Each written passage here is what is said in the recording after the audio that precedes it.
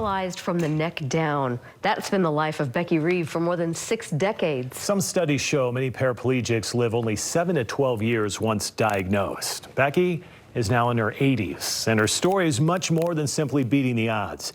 It's what she has done and continues to do with the gift of life. So we left at 6 o'clock in the morning. As we opened that door, it had snowed. 64 years after the fact, and the details of this cold November day in 1962 are still very clear in the mind of Becky Reeve. I said to my committee, we are going to be late today. These roads are slick. Becky was 21 years old, a full-time missionary for the Church of Jesus Christ of Latter-day Saints, on her way to his own conference in Roswell, New Mexico. All of a sudden, the car started to slide sideways. My door was open. I was thrown out, maybe 15, 20, 30 feet. The car rolled 2.5 times and lit upside down.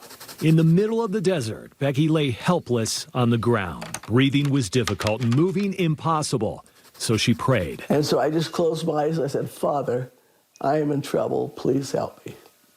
And a voice instantly came into my mind. It just said, your neck is broken. You must not move. Becky echoed the instructions to first responders who initially thought the damage was to her shoulders and back. They were wrong. Listen to me now.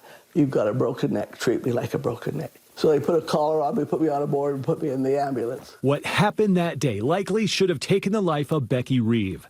Spent weeks in the hospital, paralyzed from the neck down, and a future with little to no hope. The doctors told me I would never be anything more than a vegetable. I would never sit up, I'd never move or do anything again. Okay, let's do the same thing on the other side. Never sit up. Never move. Nice. Love it. Never do anything again. A testament to her mental strength and positivity in her life. At the age of 84, Becky is eking out every single ounce this quadriplegic body will give her. So Becky and I have been friends since I was a little boy because we were neighbors. And for the past 5 years, Kevin Johnson has been Becky's therapist. Good.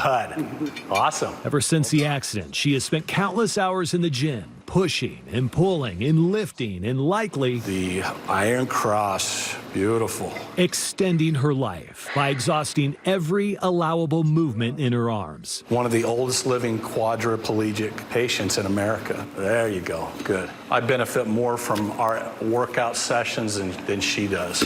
She's an inspiration to all of us. An inspiration you will see travels far beyond her workouts in the gym.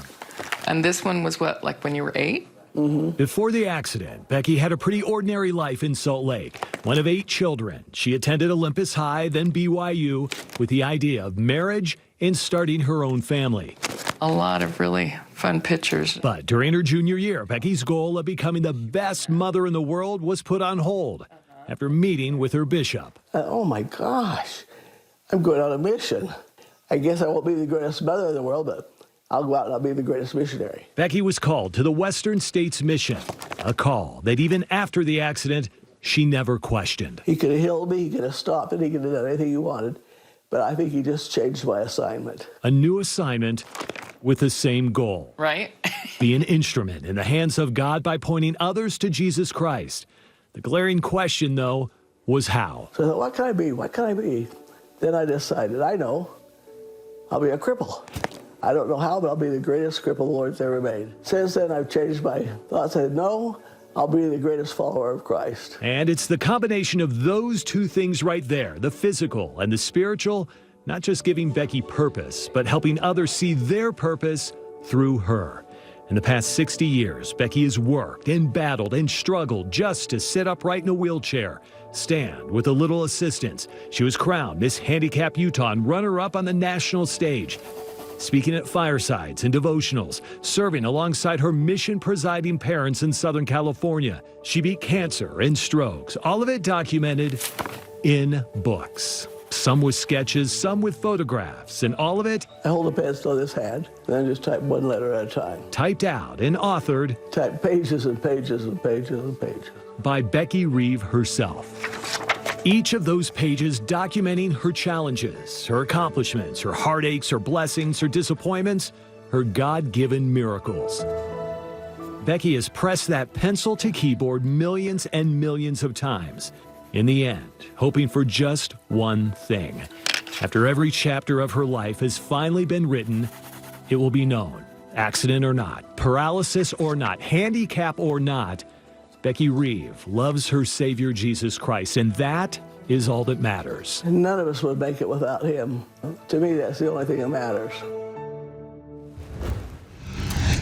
When she said that's the only thing that matters, I asked her, you know, what do you say brought you to this point? She said, well, maybe 25% of it was the work that she did, and you can see some of that in there. 75% she put all to God. And so anyone in their 80s, I mean, just even not being paraplegic, to be in your 80s and be in the condition she is, it's incredible. Just that whole attitude of the can-do. It's great something example. we could all benefit from. It's moving. Yeah.